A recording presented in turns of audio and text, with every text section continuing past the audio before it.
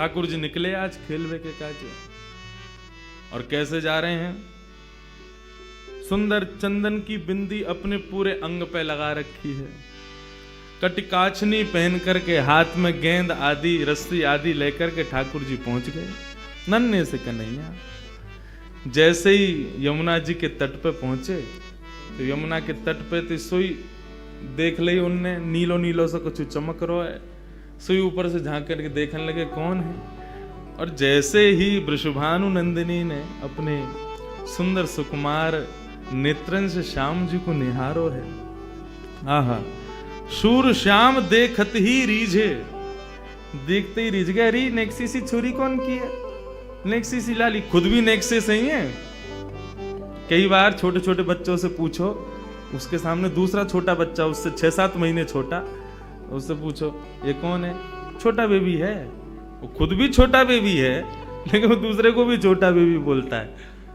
ऐसे ही ठाकुर जी, अरे इतनी सुंदर सी इतनी छोटी सी कौन की लाली आ गई यहाँ पे, कैसी सुंदर है, बिल्कुल बड़े बड़े नेत्र हैं, यहाँ के रोरी को सो चंदन लगा रखो है, गौर वर्ण है। और गौर ड्रेसिंग सेंस कितना बढ़िया है, गौर वर्ण पर नीले कपड़ा पहन के आई है। ऐसी सुंदर सुकुमारी अकेली कौन की छोरी है, कहां ते आई है। सब मन में भाव प्रकट हो रहे थे। इतने में ही सूरदास जी ने एक और पद गा दिया।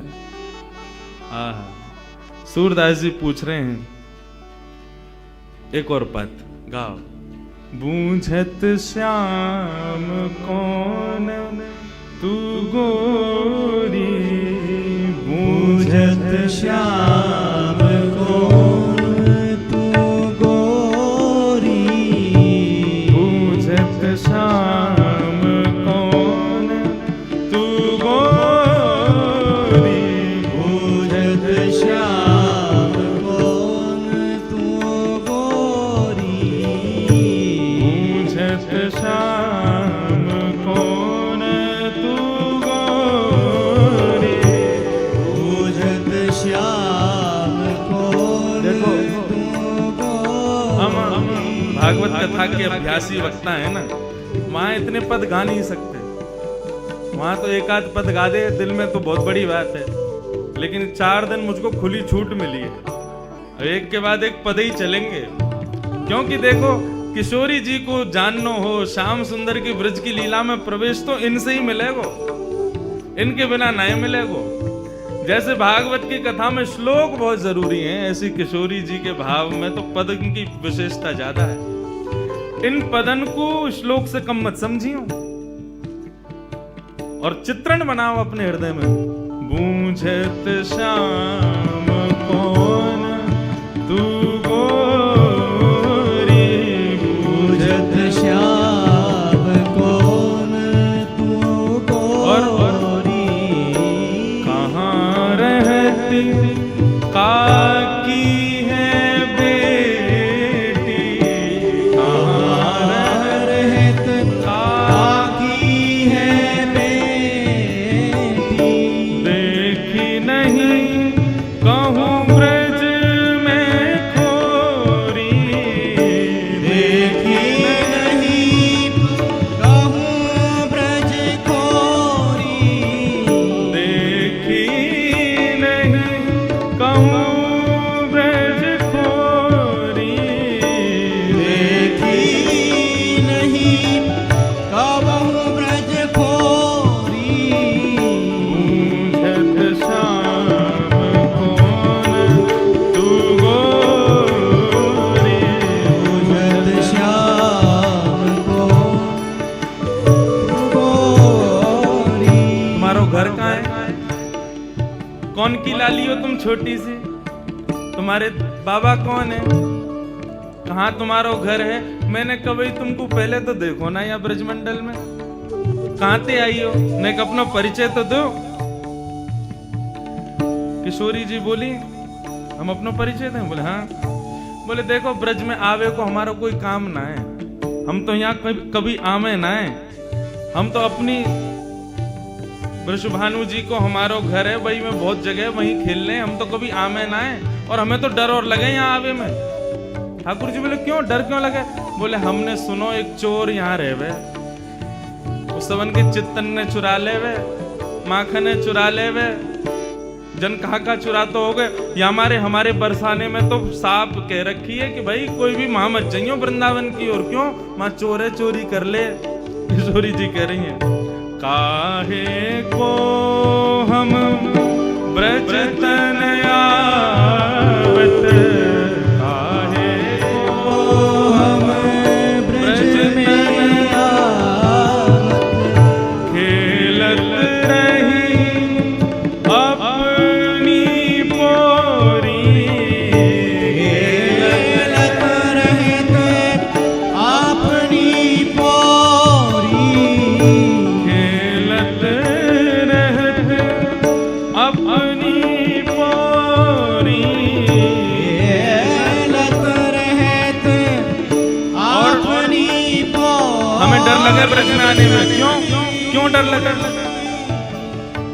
सुनत रहत श्रवणन नंद ढोटा, सुनत रहत श्रवणन नंद ढोटा, सुनत रहत श्रवणन नंद ढोटा, सुनत रहत श्रवणन नंद ढोटा, करत रहत माखन की चोरी, करत फिरत माखन की चोरी, करत रहत माखन की चोरी, करत फिरत माखन की चोरी।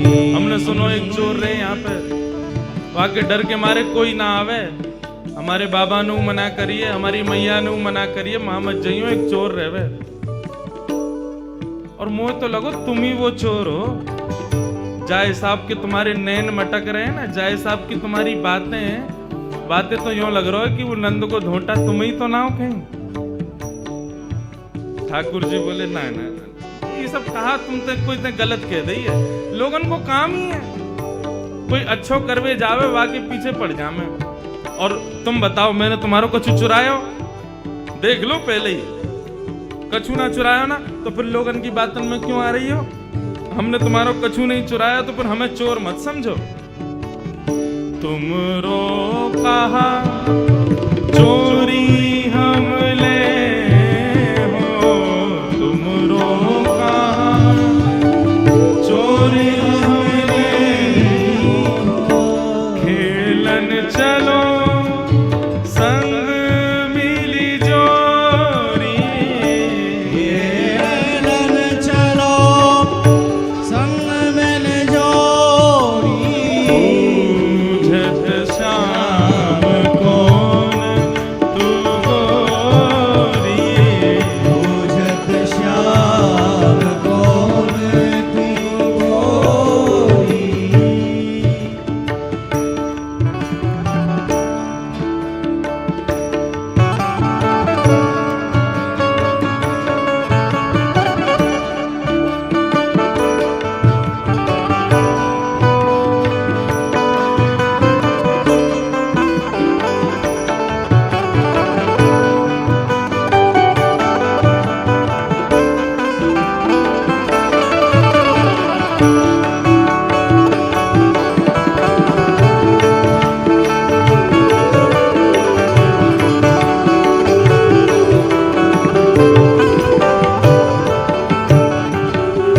सूरदास प्रभु रसिक शिरोमणि, सूरदास प्रभु रसिक शिरोमणि, सूरदास प्रभु रसिक शिरोमणि, सूरदास प्रभु रसिक शिरोमणि, सूरदास प्रभु रसिक शिरोमणि,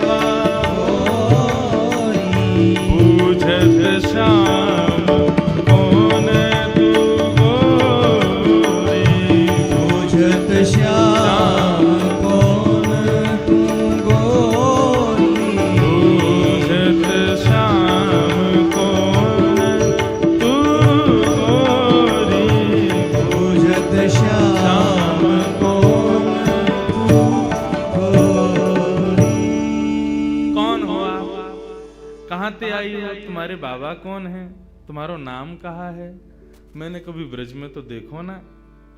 किशोरी जी बोली, हम ब्रज में आके करेंगे भी कहा, हमारे बाबा ने इतना बड़ो भवन बना रखो, हम तो वहीं खेलें।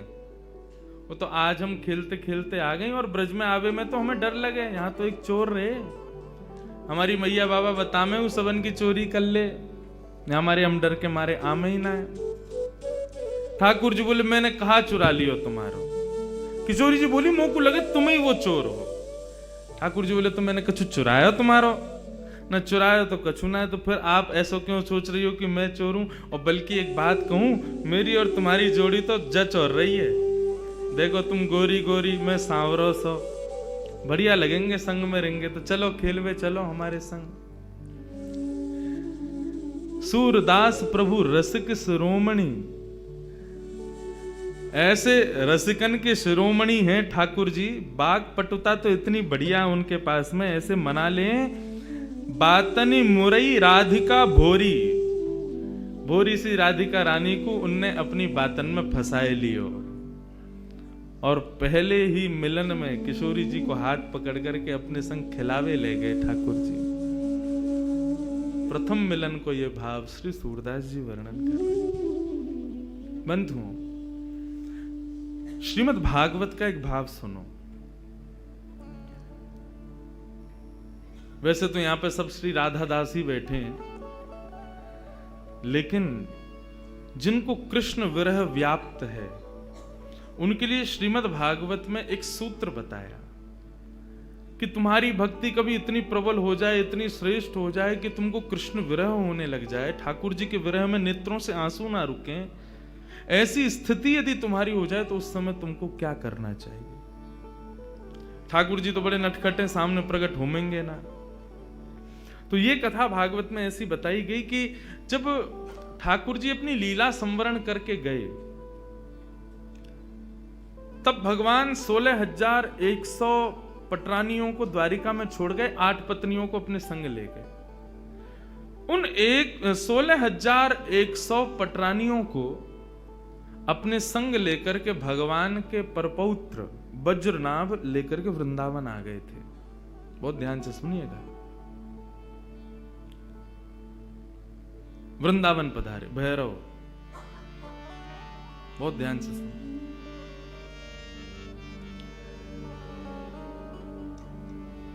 आज ये थोड़ा सा मिजाज बनाने के लिए बीच बीच में चलता रहेगा, कभी भैरव, कभी भीम पलासी, कभी ये कभी वो। किशोरी जी संगीत की अधिष्ठात्री, कल रात की चर्चा में यही आया। अच्छा, एक भाव बताऊं, ठाकुर जी का और किशोरी जी का दोनों का परस्पर प्रेम जब कहें या सुने, उस समय राग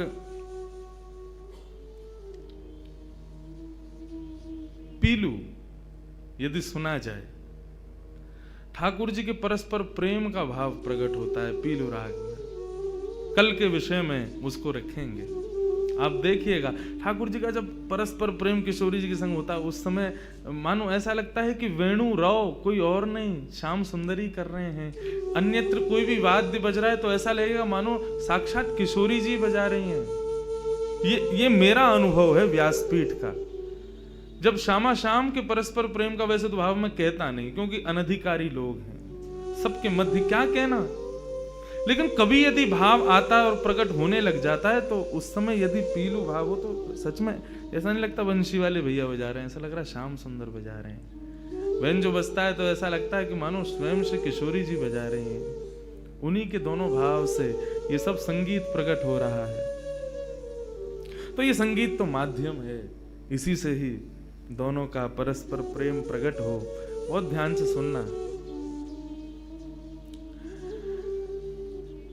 तो वज्रनाभ जब भगवान की 16,100 पटरानियों को लेकर के वृंदावन आए, कृष्ण पटरानियां विरह में रहती हैं श्याम सुंदर के, इतना स्मरण करती हैं कि उनको दिन रात केवल ठाकुर जी का ही स्मरण होता है। कहां है श्याम सुंदर, कैसे हैं श्याम सुंदर। एक दिन वृंदावन में विचरण करती हुई समस्त कृष्ण पटरानियां यमुना पुलिन पर पहुंची और बहती हुई कलकल निनाद करती हुई उस यमुना का जब दर्शन करती हैं, तब यमुना जी से कहती हैं, हे यमुना, हम कृष्ण पटरानियां हैं, हमको इतना विरह व्याप्त है, हमको इतना कष्ट हो रहा है, तुम भी कृष्ण पटरानी हो, तो तुम इतना कलकल करके और इतने आनंद में प्रवाह कैसे कर रही हो? तुमको शोक क्यों नहीं हो रहा? तुमको कष्ट क्यों नहीं हो रहा? क्या तुमको कृष्ण स्मृति नहीं होती? कृष्ण विरह तुमको नहीं होता? तब यमुना जी प्रकट हो गई और यमुना जी प्रकट होकर के उन समस्त कृष्ण पटरानियों से कहती हैं, क्या बात है, क्या कहना चाहती हो? बोले, हम बस ये कहना चाहती हैं, ये जो कृष्ण विरह है, ये प्रत्येक दिन हमें होकर के मानो ऐसा लगता है हमारे प्राण निकल जाएं, लेकिन प्राण निकल भी नहीं पाते हैं। हमारी स्थिति अवर्णनीय है, हम उसका वर्णन नहीं कर सकते। तुमको प्रसन्नता में बहते देख हमारे मन में ये प्रश्न उठ रहा है कि तुमको कृष्ण विरह क्यों नहीं है, तुम बताओ ना। तब यमुना जी कहती हैं, मुझे भी हुआ था कृष्ण विरह तुम्हारी तरह, संपूर्ण यमुना सूख गई थी वृंदावन में, लेकिन मुझे इस पृथ्वी पर लाने के लिए कृष्ण ठाकुर जी से प्रार्थना की थी किशोरी जी ने। यत्र वृंदावनम नास्ति यत्र नो यमुना नदी, यत्र गोवर्धनम नास्ति तत्र नो रमते मनः। ठाकुर जी ने जब किशोरी जी से कहा कि ब्रजमंडल में चलना है, लीला करनी है, किशोरी जी बोली, जहां वृंदावन नहीं, यमुना नहीं, गोवर्धन, वहां मैं नहीं जा सकती। यदि आप चाहते हैं कि मैं ब्रज में चलूं तो इनको पहले लेकर के चलो। तो गोलोक धाम से ही तीनों का प्रादुर्भाव ब्रज में करवाया। जब कृष्ण अपनी लीला पूरी करके जाने लगे, उस समय मैं सूख चुकी थी उनके विरह में। तब किशोरी जी ने आकर के मुझे प्रेम प्रदान किया और किशोरी जी के भाव में, किशोरी जी के दर्शन में, किशोरी जी के रूप में सदा कृष्ण रूप दिखता ही है। वो छुपा हुआ रहता है, वो दिखाई नहीं देता। लेकिन यदि कोई निरंतर किशोरी जी का दर्शन करे तो ऐसा ही लगेगा कि मानो श्याम सुंदर सामने बैठे हों, और श्याम सुंदर का निरंतर दर्शन करे तो ऐसा लगेगा मानो किशोरी जी बैठी हूं। यदि किसी ने ऐसा दर्शन नहीं किया कि श्याम सुंदर में किशोरी जी दिखें और किशोरी जी में श्याम सुंदर दिखें, तो मानो उसने भी दर्शन ही नहीं किया है। यदि वो श्याम सुंदर को केवल श्याम सुंदर समझ करके चला जाता है तो उसके नेत्रों का ये सबसे बड़ा विफलता है कि उसने किशोरी जी नहीं देख पाया वो ठाकुर जी के रूप में। भागवत में श्री यमुना जी कहती है, भागवत में 2 महात्म्य, दूसरे महात्म्य में श्री यमुना जी कहती हैं, यदि तुम्हें कृष्ण विरह से बचना है तो आत्मा रामस्य कृष्णस्य ध्रुवमात्मास्ति राधिका तस्य दास प्रभावेण विरहोस्मान् संस्पृशे। आत्मा रामस्य कृष्णस्य, हमारी आत्मा कौन है? हमारी आत्मा कृष्ण है। और कृष्ण की कौन है? ध्रुवमात्मास्ति राधिका, कृष्ण की आत्मा है राधिका। हमारा शरीर में 10 नौकर दिए ठाकुर जी ने हमको, आंख, नाक, जीभ, कान, हाथ, पैर, गुप्त इंद्रियां आदि, ये 10 नौकर हैं। परंतु आप कभी चिंतन करो, ये 10 के 10 नौकर सेवा किसकी करते हैं? आत्मा की। आत्मा को जो चाहिए 10 के 10 उसके सामने प्रस्तुत करते हैं। आंख कहते हैं ऐसा दृश्य दिखाओ, तुरंत हम भाग दौड़ करते हैं, पैसे कमाते हैं, फ्लाइट पकड़ते हैं उस दृश्य को दिखाने के लिए। उससे होता क्या? बहुत अच्छा लग रहा है। किसको लग रहा है? आत्मा को लग रहा है। मुझे तो रसगुल्ला खाना है। क्यों खाना है? किसको अच्छा लगेगा? जीभ को। जीभ पर कितनी देर रसगुल्ला टिकता है? ज्यादा से ज्यादा 1 मिनट। उसके बाद वो सुख किसके पास जाता है? आत्मा के पास। गर्मी हो रही है, एसी चलाओ, त्वचा पर एसी का स्पर्श होता है, लेकिन प्रसन्नता किसको होती है? आत्मा को। हमारी प्रत्येक इंद्रिय का कर्म प्रसन्न करता है आत्मा को। और वो आत्मा किसकी प्राप्ति करती है? कृष्ण की। तो सोचो, वो कृष्ण की आत्मा कौन है? उन कृष्ण की आत्मा राधा है। हमारी आत्मा कृष्ण, कृष्ण की आत्मा राधा। मतलब जिस प्रकार हमारा शरीर पूरे दिन सेवा में लगा रहता है हमारी आत्मा की प्रसन्नता में, ऐसे कन्हैया लगे रहते हैं किशोरी जी की प्रसन्नता में, पूरे दिन उनकी सेवा में। तो बोले तस्य दास प्रभावेण, गलती कर रही हो श्याम सुंदर के चरण छोड़ो, बहुत एविला आदमी है, पूरे दिन एक पता नहीं ना जाने किस गुमान में रहता है। यमुना जी कह रही हैं, बोले उनका दासत्व छोड़ो, तो बोले वो जिसके दासत्व में रहते हैं उन किशोरी जी की शरण में जाओ। तस्य दास प्रभावेण विरहोस्मान न संस्पृशेत, तुम जैसे किशोरी जी की शरण में जाओगे तुमको विरह नहीं होगा। क्यों? श्याम जिनके चरण, कभी भी तुम्हारी इच्छा हो श्याम सुंदर का दर्शन करना है, किशोरी जी से ने प्रार्थना कर दी हो, लाडली जी ने कन्हैया को दर्शन करना। बोले कृष्ण का शब्द उच्चारण करती है राधा रानी, इतने में तो कन्हैया सामने होते हैं, इसलिए उनके दास बन जाओ, तुमको विरह कभी नहीं होगा। विरहोस्मान न संस्पृशेत। हमारे ब्रज के भक्त हुए कृष्णदास, नित्य ठाकुर जी को माला पहनाते थे अपने हाथ से। महाभारत में अनुशासन पर्व में भीष्म पितामह कहते हैं कि यदि कोई व्यक्ति 12 वर्ष तक बिना नागा किए एक नियम का पालन करे तो 12 वर्ष के उस नियम का प्रभाव ये होगा, जिस देव को चाहेगा, जिस ब्रह्म को चाहेगा, जिस रूप को चाहेगा अपने सामने प्रकट कर सकता है। आज भी ये संभव है, लेकिन याद रहे एक दिन भी वो नियम टूटना नहीं चाहिए। ये भाव उन महात्मा ने सुना, कृष्णदास जी ने। मुझे बहुत प्रिय है कृष्णदास जी का भाव।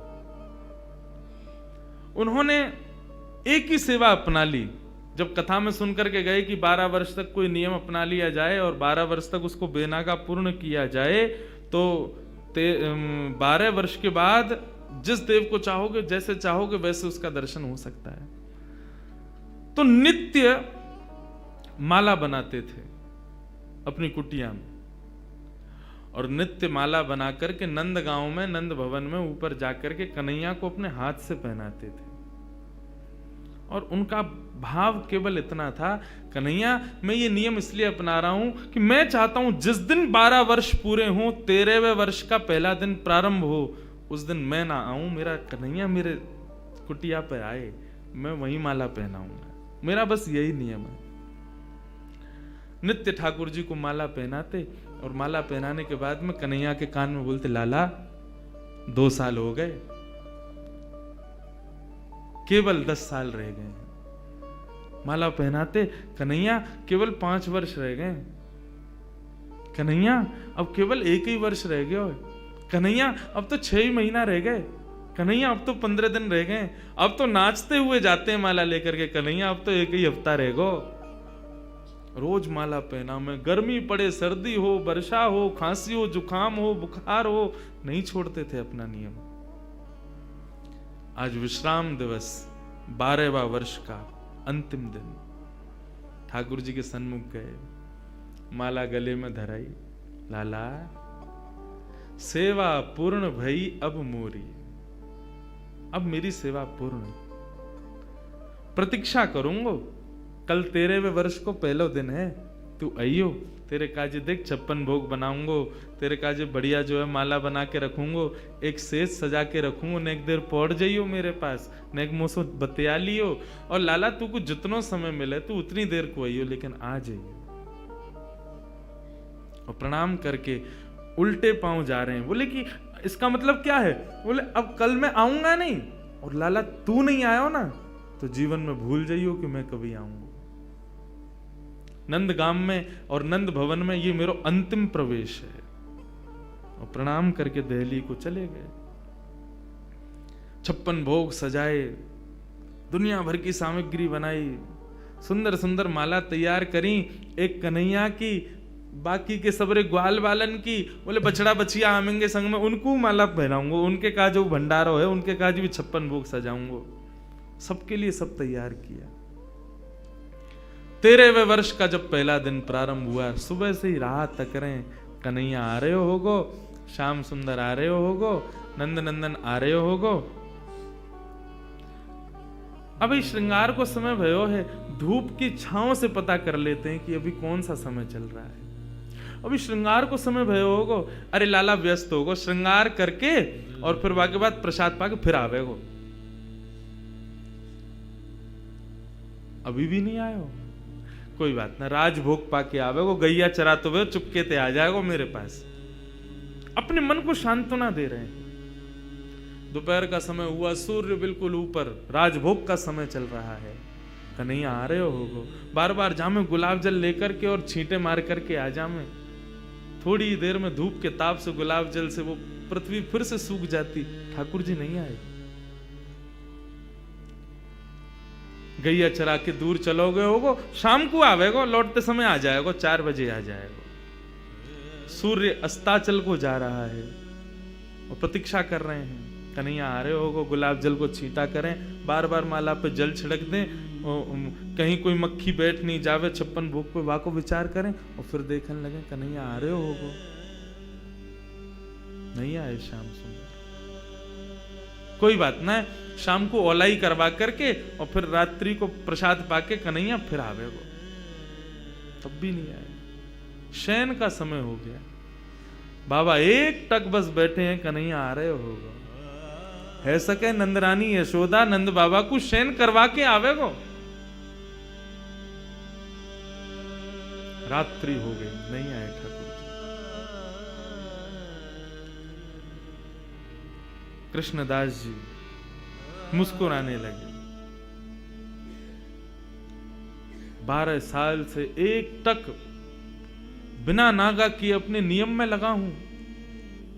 आज तक कुछ नहीं मांगा कन्हैया से, केवल ये मांगा कि मेरी कुटिया पे आ जाइयो, मेरे हाथन से माला पहने, वामू श्रम एरो याकू।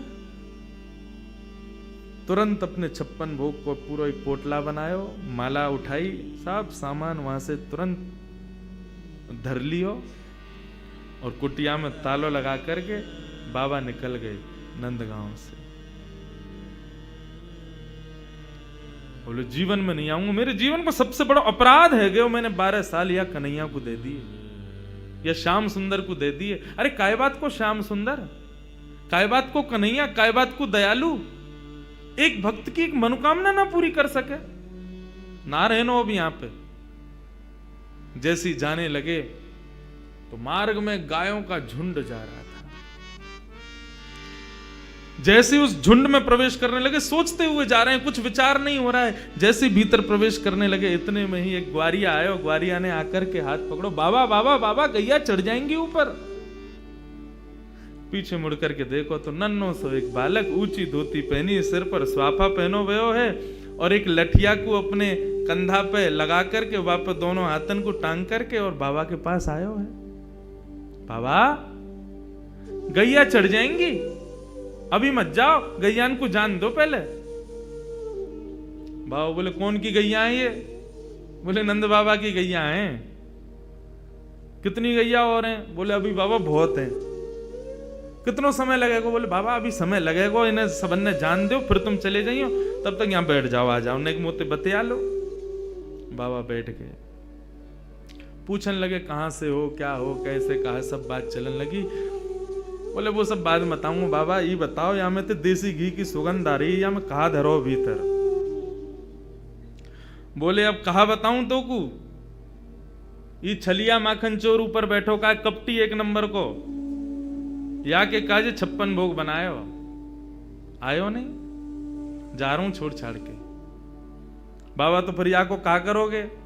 बोले आप का करूंगा, नेक दूर जाके मैं खा लूंगा। बोले नेक दूर जाके का खाओ, यहीं खा लो, नेक नेक मुकू दे दियो। बाबा बोले हाँ ठीक है भाई, चल यहीं खा लें। पोटली खोल करके सब निकाल के सामग्री और बाबा ने खाई, ले तू भी ले ले। बाबा मेरे हाथन में गोबर लग रहा है, गंदे हरे धोबे जानो पड़ेगो, कहां ते जल लाऊंगो? तो कैसे होगी? बोले आप खवाए दो ना अपने हाथ से। बाबा बोले अच्छा, ऐसे ही तेरो स्वामी, ऐसी सबरे गांव के बहु सेवा करवावे, तुम सेवा करवा लो। जान भी प्रेम ते ना दे रहे मुंह को, अब वो अपनी सेवा करवावे गो। पूरा गांव ही 100 है। बाबा एक स्वयं पामे और प्रभा सेवा ग्वारिया को पवा में, फिर स्वयं पावे, फिर ग्वारिया को पवा में। पवाते पवाते पवाते बाबा ने जैसे ही ग्वारिया को देखो नेत्र लाल पड़ गए, नेत्रों से अश्रुधार बह रही है। बोले अब रोका ही को रोए? बोले मैं यहाँ मारे रो रहा हूं बाबा, तुमने आज माला ना धराई मुंह को। बाबा ने कही कौन है तुम? इतने में ठाकुर जी खड़े भये, श्याम स्वरूप प्रकट भयो, मोर मुकुट प्रकट भयो, लकुटी प्रकट भई, वंशी प्रकट भई। ठाकुर जी को सर्वांगीण स्वरूप प्रकट है गयो और प्रकट है करके बाबा को दर्शन देने लगे। बाबा मैं आ गए हो, प्रसाद पा लियो, ले माला पहना मुंह को। आज मेरो पूरे दिन मन ना लगो, क्योंकि 12 साल से रोज तेरे हाथन की बनी माला नित्य मेरे अंग को स्पर्श करती। मुंह को ऐसा ना लगतो कि माला स्पर्श कर रही है, मुंह को लगती कि मेरो कृष्णदास मुंह से लिपटो भयो है। आज पूरे दिन व्याकुल रहो बाबा में, मुंह को जल्दी अपनी माला पहना, और तू माला पहना के आज मेरो आलिंगन कर ले। कृष्णदास क्रोध में देख रहे हैं, नहीं पहनाऊंगा, आज नहीं पहनाऊंगा, आज ये माला किसी और के गले में जाएगी। ठाकुर जी बोले कौन के गले में? बोले मैं यह विचार कर रहा हूं कि मैंने बरसानो जावे को मन बनायो तो कन्हैया प्रकट है गयो। यदि ये माला जाकर के किशोरी जी को ही धरा दूंगा और वहीं जाकर के उनके चरणन में ही रहूंगा, जहां जावे की इच्छा मात्र से कन्हैया प्रकट है गयो, यदि वहीं निवास करूंगा तो कन्हैया तो रोज आवेगो। ठाकुर जी हाथ पकड़े, पांव पकड़े। कृष्णदास बोले अब ना रुकूंगा, अब तो किशोरी जी के चरणन में ही जाके रुकूंगा। सीधे दौड़े, पीछे पीछे ठाकुर जी दौड़ रहे, अरे बाबा रुक जा, अरे नेक रुक जा, मेरी सुन तो ले। बोले जो कहनी है मां अदालत में आके पेशी करियो, अब तो मैं वहीं रहूंगा। दौड़ करके गए और जाकर के सबसे पहले अपना नाम बदलो, अब ते मैं राधा दास।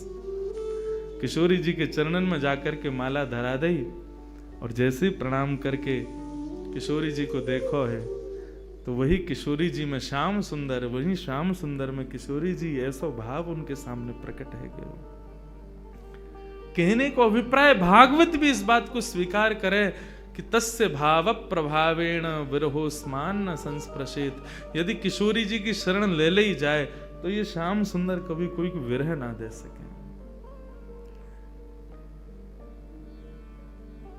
ये श्याम सुंदर नित्य किशोरी जी के ही हैं, उन्हीं के ही हैं।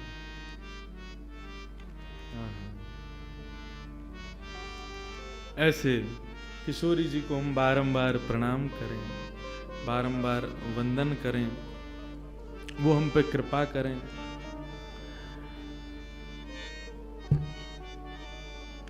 तो हम लोग सुन रहे कि किशोरी जी और ठाकुर जी को प्रथम मिलन भयो, और प्रथम मिलन के बाद थोड़ी देर क्रीड़ा करी। क्रीड़ा करने के बाद श्याम सुंदर बोले, हे लाडली जू, आप कभी हमारे निवास पर पधारो। किशोरी जी बोली, हाँ एक दिन जरूर आऊंगी, काउदना अवकाश भयो तो।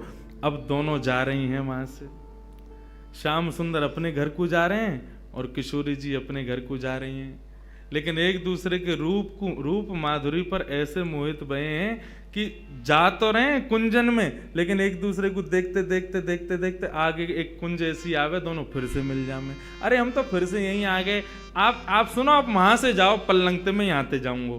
दोनों एक दूसरे रास्ता भटक करके जामे, लेकिन आगे आकर के फिर मिल जामे। किशोरी जी बोली, अब एक काम करो, मैं यहीं खड़ी हूं, पहले तुम जाओ। किशोरी जी, ठाकुर जी के नाम मैं खड़ा हूं, पहले तुम जाओ यहाँ से, फिर जाएंगे। ऐसे करते करते पूरा दिन व्यतीत है गयो, ना किशोरी जी जामे ना श्याम सुंदर जामे। दोनों को मन रहे कि हम दोनों संग ही निवास करें, संग ही विराजें, संग में ही आनंद करें। ऐसा भाव हमारे ब्रज में एक बहुत सुंदर भाव गाते हैं किशोरी जी के, सुंदर या भाव, यही भाव को प्रस्तुत करें हमारे ब्रज की भाषा में। कैसे करें? अजी वृषभानु की लली, अजी वृषभानु की लली, या सावरियों स्नेह रो लगाए के चली। अजी वृषभानु की लली सावरिया सुनेहरा लगाए के चली। अजी वृषभानु की लली सावरिया स्नेहरा लगाए के चली। अजी वृषभानु की लली सावरिया सुनेहरा लगाए के चली। अजी वृषभानु की लली सावरिया स्नेहरा लगाए के चली। अजी वृषभानु की लली सावरिया सुनेहरा लगाए के चली। बोलो वृषभानु नंदिनी की जय हो।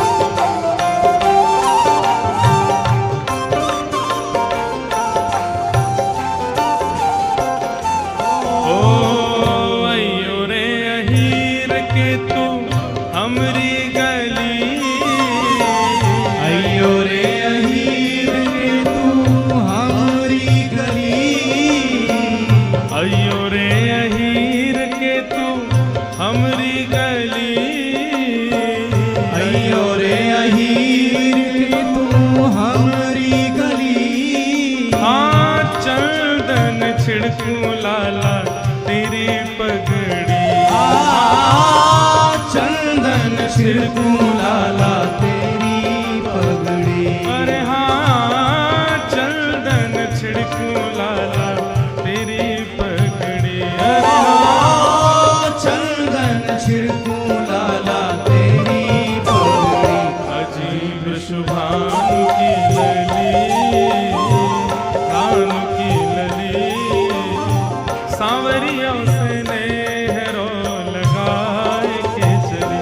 अजी वृषभानु की लली सावरिया सुनेहरा लगाए के चली। अजी वृषभानु की लली सावरियों स्नेह रो लगाए के चली। अजी वृषभानु की लली सावरिया सुनेहरा लगाए के प्रेम से करताल बजाओ जय हो।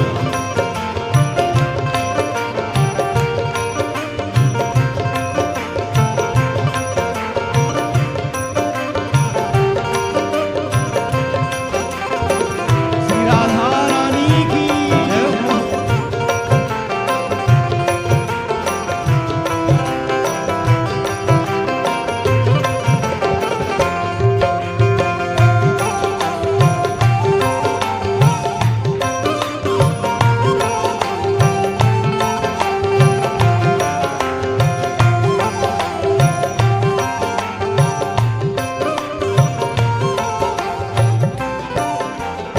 पहले किशोरी जी ने न्योता दिया ठाकुर जी को, अयो रे अहीर के तू हमरी गली, कभी हमारे बरसाने अयो चंदन छिड़कूं लाला तेरी पगड़ी।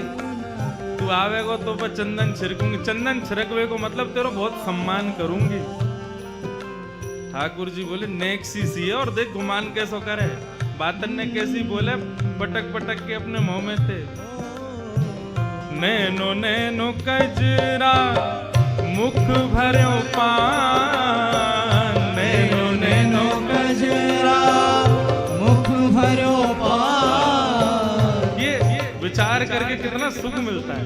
नन्ही सी किशोरी जी हैं, कुछ ज्यादा किशोरी जी श्रृंगार में रुचि ना रखें।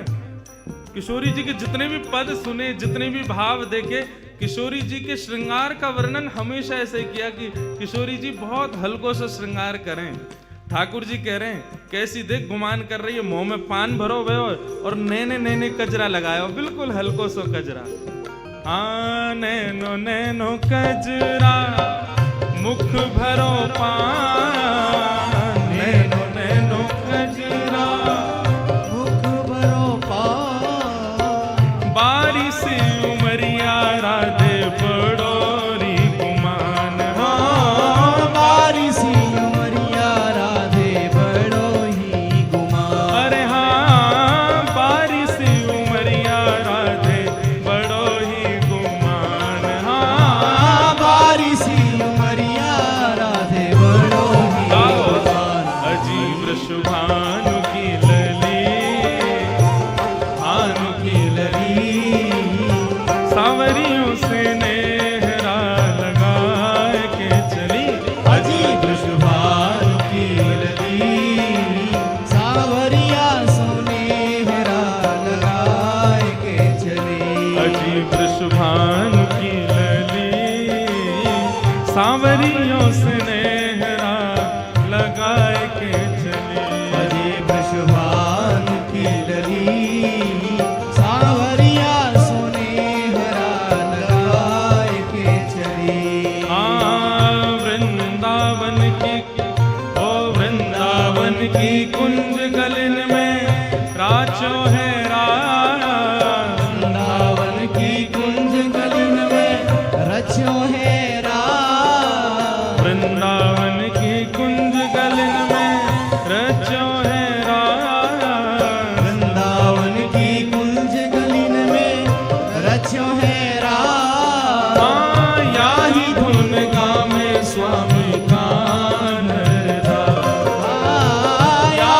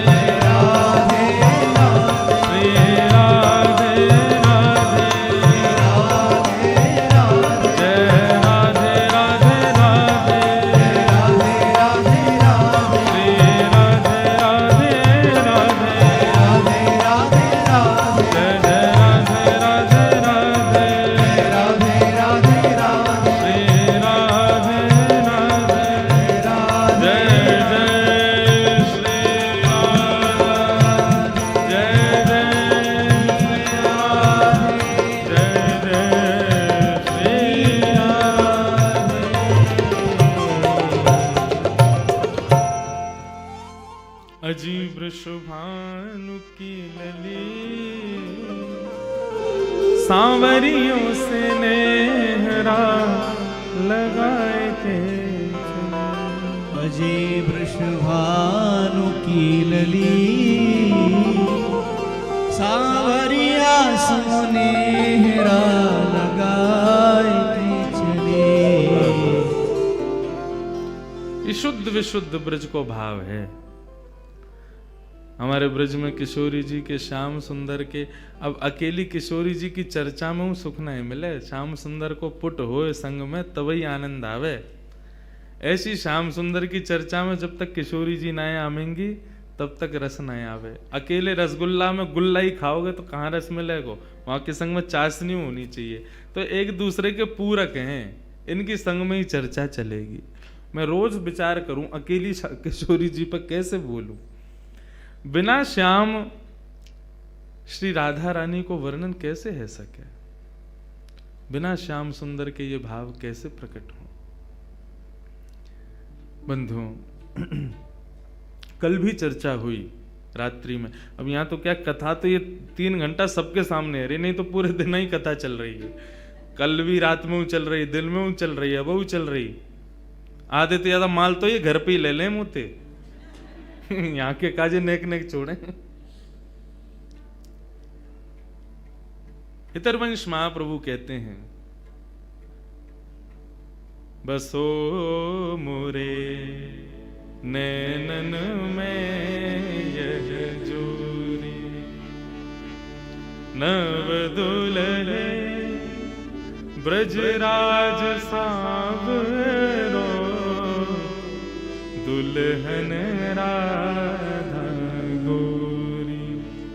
बसो मोरे नैनन में यह जोरी। इसीलिए 2 आंख, ताकि दाहिनी आंख में कन्हैया विराजें, बाएं ना दाएं आंख में किशोरी जी विराजें और बाम आंख में श्याम सुंदर। क्यों?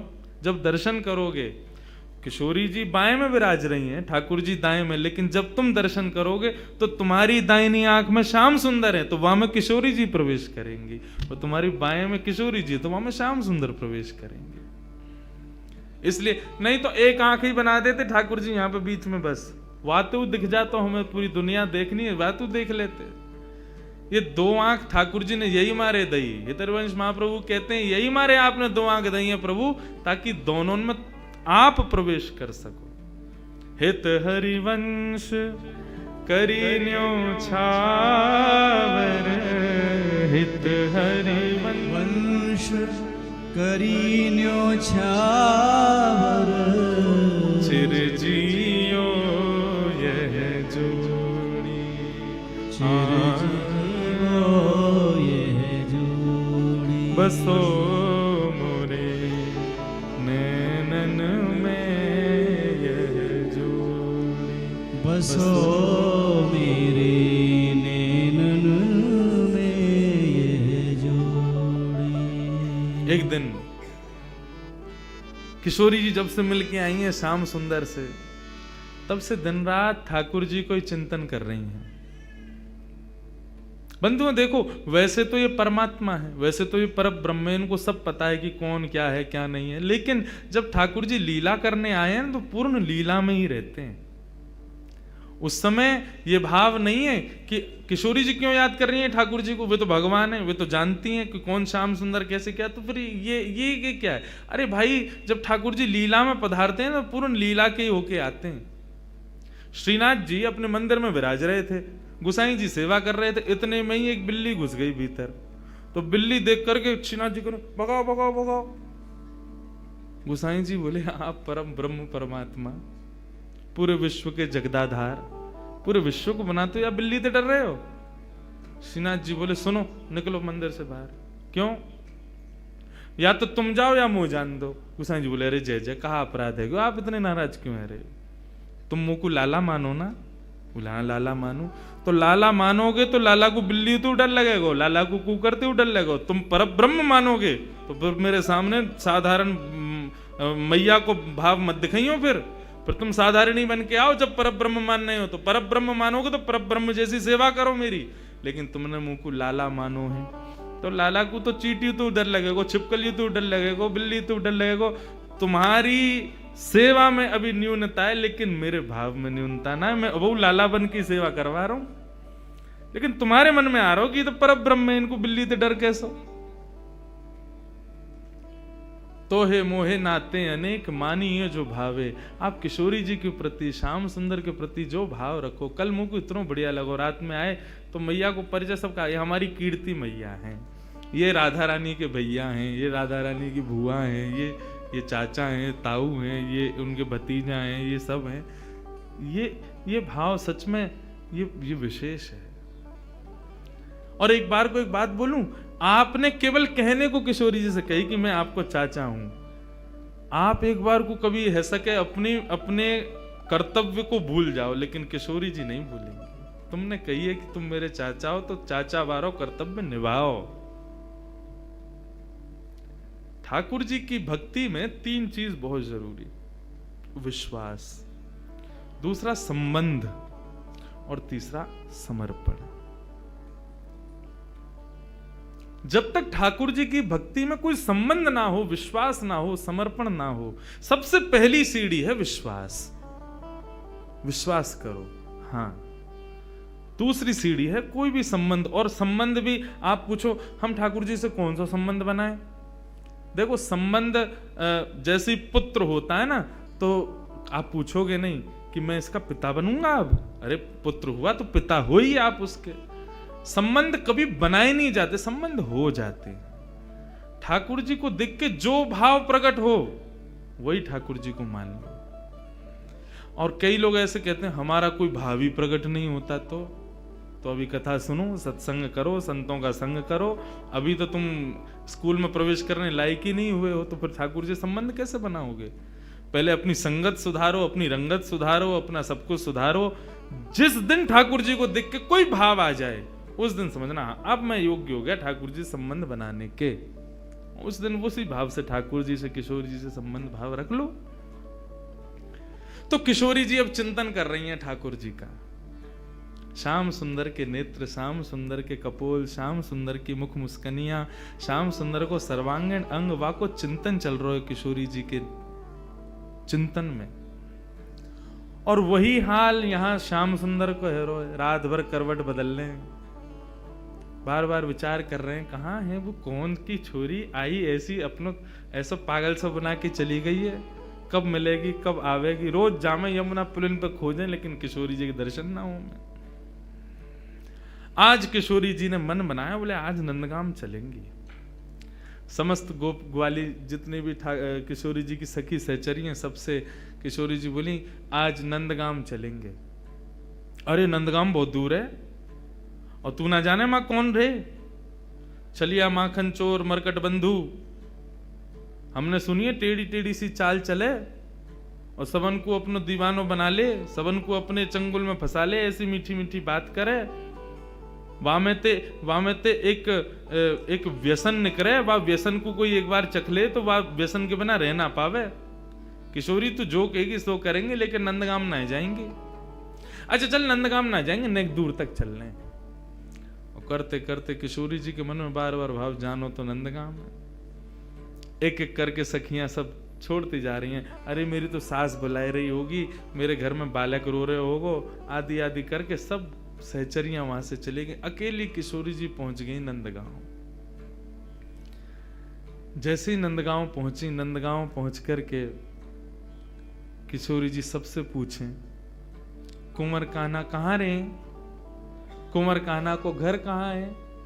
इतने में एक बूढ़ी सी अम्मा आई और वहां ने आकर के जैसे किशोरी जी की मुख की कांति और सौंदर्य को देखो, अरे लाली कहा भयो, कौन को खोज रही है।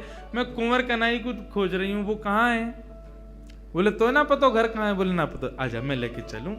सोई बूढ़ी सी अम्मा को हाथ पकड़ करके किशोरी जी जा रही हैं गोकुल में भ्रमण करती। भाई इतने में बोली देख अब लाली आते आगे हम ना जा सके, राजा को घर है, वो सामने जो भवन है वो वही में रहे कुंवर कन्हई, चली जा।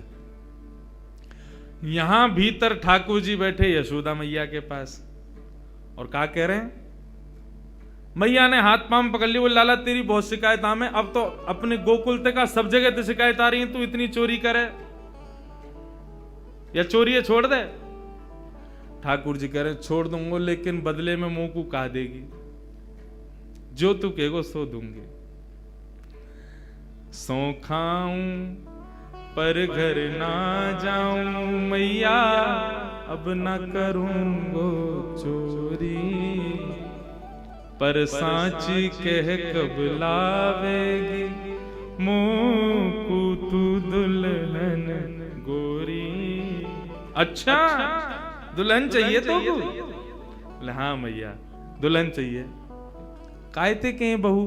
बोले बहू बातें के जो भोजन करावे, रात में सुवा दे, सवेरे उठाए दे, इन सब सेवा न करे, जो सेवा मेरी तू करे वही सेवा मेरी बहू करेगी। ऐसी बहू लिया मुंह को।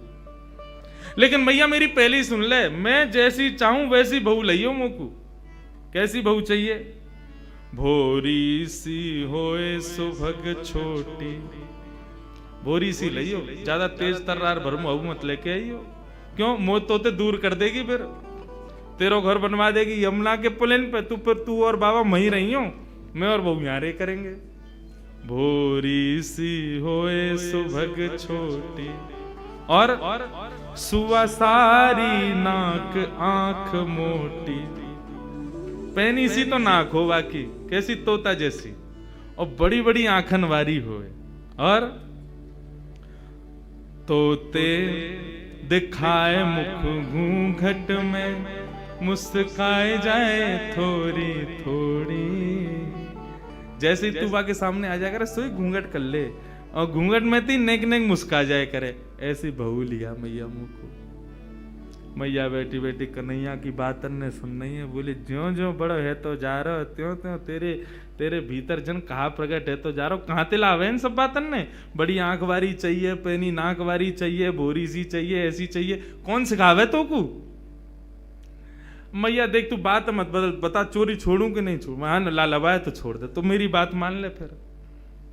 और मैया सुन, मैया एक बात तो समझाऊं, जब ब्याह करवे जाऊंगा ना बलदाऊ संग न ले जाऊं, बलराम ना लेके जाऊंगा। मैया बोली क्यों ना लेके जाएगा?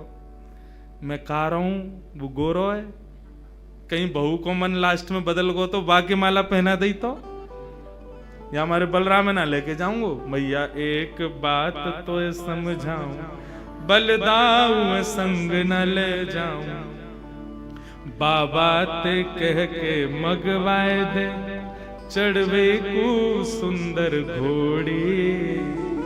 अब घोड़ी मगवा मुकू, अब ब्याह करवे जाऊंगा मैया। मैया बोली लाला ये सब चले तेरे मन में, यही सब करे तू बाहर वन में जाके ते मधुमंगल श्रीधामा आगे दिन ते यही सब सीख के आवे तू। बंधुओं देखो ये सब चर्चाएं हैं ना, आज देखो यहाँ ज्ञान भक्ति वैराग्य सब बाहर खड़े हैं, यहाँ केवल प्रेम चल लो भीतर। यहाँ पर श्याम सुंदर और किशोरी जी के वही चर्चा जो हम ब्रजवासी को बहुत प्रिय है, जो हम कोई के आगे ना बोलें वो बातें हैं। क्योंकि सब जगह अधिकारी नहीं मिलते ऐसे, यहां मिले हैं तो सुन लो। मैया अभी घोड़ी मंगवा दे तू तो बाबा ते अभी कह दे मेरे काजी को घोड़ी ले आवेंगे। और मैया मेरी एक बात और सुन ले, मैया एक बात मेरी और सुन ले। कहा गोपिन पे मंगल गवाए दे। गोपिन ने बुलाए कि अभी तो मंगल गान शुरू करवा दे तू तो घर में, और मोय गोरो दुल्हा बनाए दीजो, ऐसो श्रृंगार कर दियो मेरो कि मैं गोरो है जाऊं।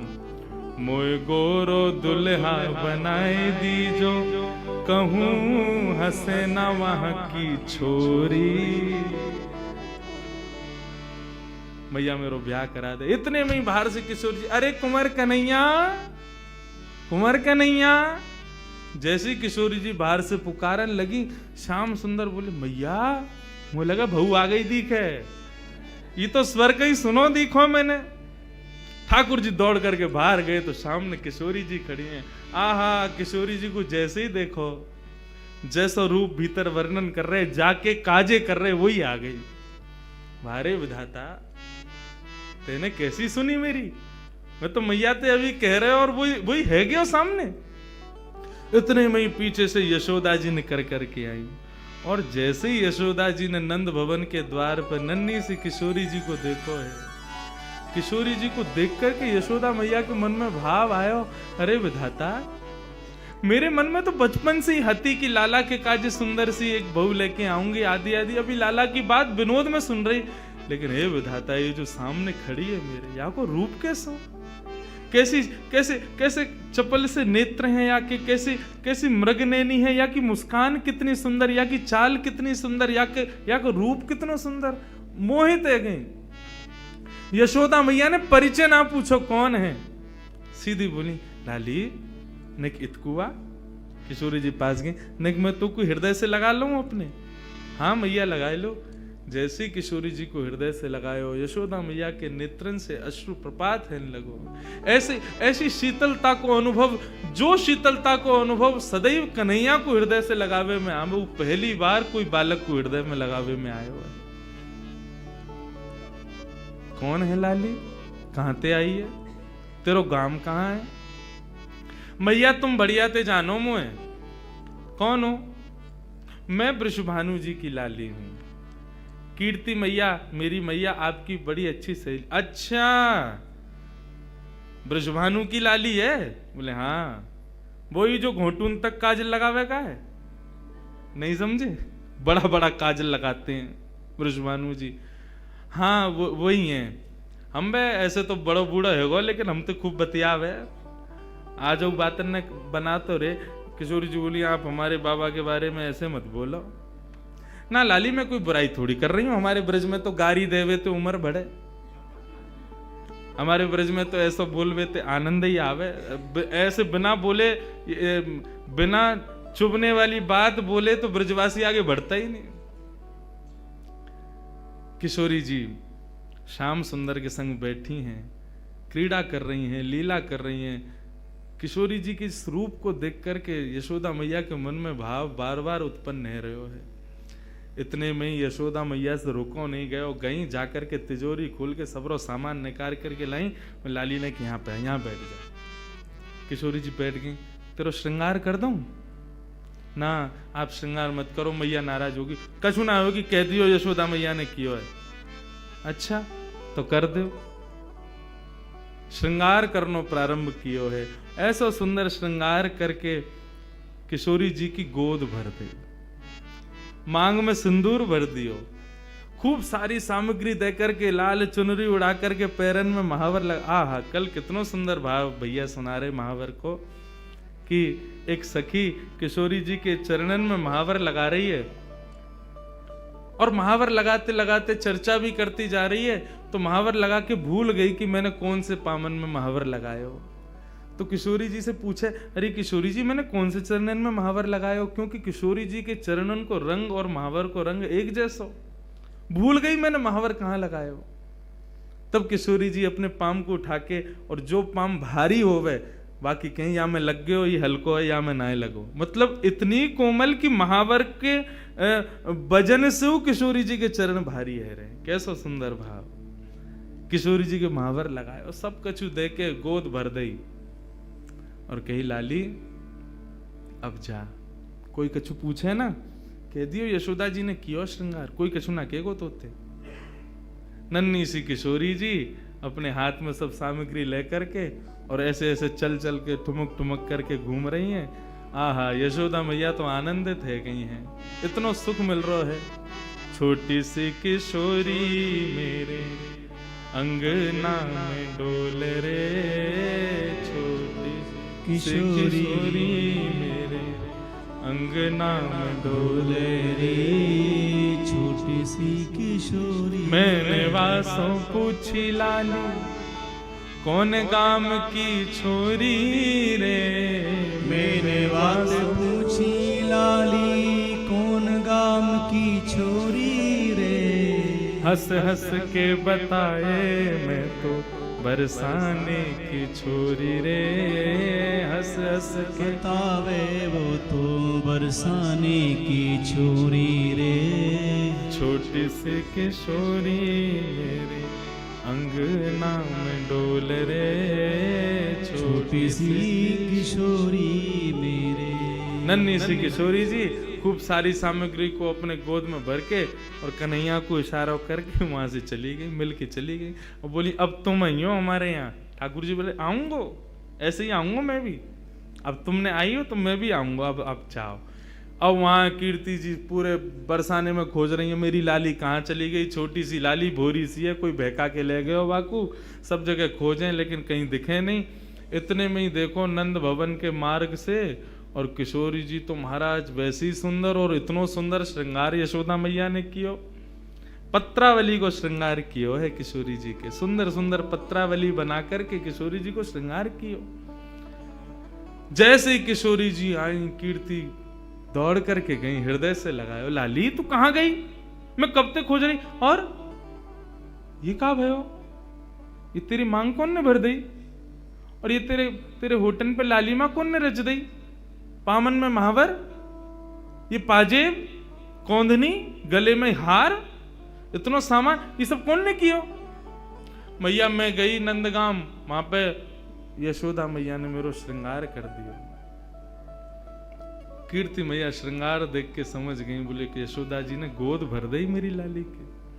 चिंता है गई कीर्ति जी को। बरसाने की एक सखी पूर्णमासी बुलवायो, सबसे बूढ़ी बड़ी वही है, वही ब्याह कराती डोले नंदगाम बरसाने में। पूर्णमासी आई, पूर्णमासी से कीर्ति मैया बोली मैया देखियो मेरी लाली को कैसो श्रृंगार कर दियो, कहा का सामान दे दियो, या सबको मतलब कहा समझू मैं। बोले अरे या को मतलब सीधो सीधो है, कहा बोले वो अपने लाला को तेरी लाली ते ब्याह करनो चाह मैं, और का मतलब है, या को गोद भराई कर दी तेरी लाली की। हम्बे वह छोरा तो करूंगी मैं अपनी लाली को ब्याह, कारो कलूटो माखन चोरी करतो डोले सब जगह, और गोपीन के पीछे डोले, टेढ़ी सी चाल चले, टेढ़ो से मुकुट पहने, वग बारे में खूब सुनो मैंने, कारो सो बातें तो ना करूंगी मैं। मेरी लाली तो देखियो कैसी दूध जैसी गोरी, और वह कार्य के संग खड़ी होगी, कोई अच्छा लगे। पूर्णमासी बोली देख रूप रंग तो सबके अलग अलग रहे, ऐसा तो है ना जैसी तेरी लाली है वैसे ही आपको वर मिलेगो, जैसी गोरी ये वैसे ही आपको मिलेगो। अरे चंद्रमा की शोभा भी तब होवे जब काली निशा छा जाए, बाकी बिना चंद्रमा कैसे दिखेगो। भले ही तेरी लाली को वहां से ब्याह होगो, बगल में खड़ो होगो, देखेंगे तो सब तेरी लाली कोई तो को कहा पड़ी है वहां में। और रही बात चोरी की, तू कह रही है चोरी कर तो डोले, चोरी करे यो करे, कौन चोरी ना कर रहा दुनिया में, जगत में जो देखे सब चोर, दुनिया में सब चोर हैं, कौन चोरी ना कर रहा है। आप जितने बैठे हो सब चोरी कर रहे हो, यहां बैठ के क्या कर रहे हो, ठाकुर जी के सुंदर अंतरंग लीला को यहां सुन रहे हो, ये चोरी नहीं है तो क्या है, ये चोरी है रही है। वह कन्हैया के पीछे पड़े हुए हैं सब, लेकिन दुनिया में चोर कौन नहीं है। सूरदास जी वर्णन कर रहे हैं, राज्य के चोर हैं राजा रानी, शहर चोर व्यापारी, और 5 चोर सबके उर्माही, कौन पुरुष कौन नारी। 5 चोर हैं हमारे भीतर, कौन कौन से, कौन कौन से, काम क्रोध लोभ मोह ईर्ष्या, या फिर ऐसा कह दें ये जो पंच ज्ञानेंद्रिय पंच कर्मेंद्रिय, ये सब हमारी चोर हैं, सब चोरी कर रहे हैं। चोरी से बच कौन रहा है। ब्रह्मा चोर आए वृंदावन, बालक बच्च चुराए। ब्रह्मा ने पूरी सृष्टि बनाई, बहु चोरी करके गए, कन्हैया के नेक नेक से ग्वाल बाल और बछड़ा ने चोरी करके ले गए। और इंद्र चोर पृथु के हाय, बहु पाखंड बनाए। पृथु महाराज जब अपनी श्रीमद् भागवत में कथा आती है, पृथु महाराज अश्वमेध यज्ञ कर रहे थे। 100 अश्वमेध यज्ञ होने में 99 पे ही अधूरा रह जाता था। क्यों? 100वां घोड़ा जो होता था इंद्र चोरी करके भाग जाता था। इंद्र ने चोरी करी। शंकर चोर हरत बहु अवगुण, शिव शिव जोई पुकारे। जो भी शिव शिव गावे, शंकर वाके सबरे अवगुणन को हरण कर ले तो वो चोर है। संत चोर हरि हृदय चुराए, जो त्रिभुवन विस्तारे। ये जितने भी संत महात्मा बैठे हैं, कथावाचक बैठे हैं, यो सबरे चोर हैं। क्यों?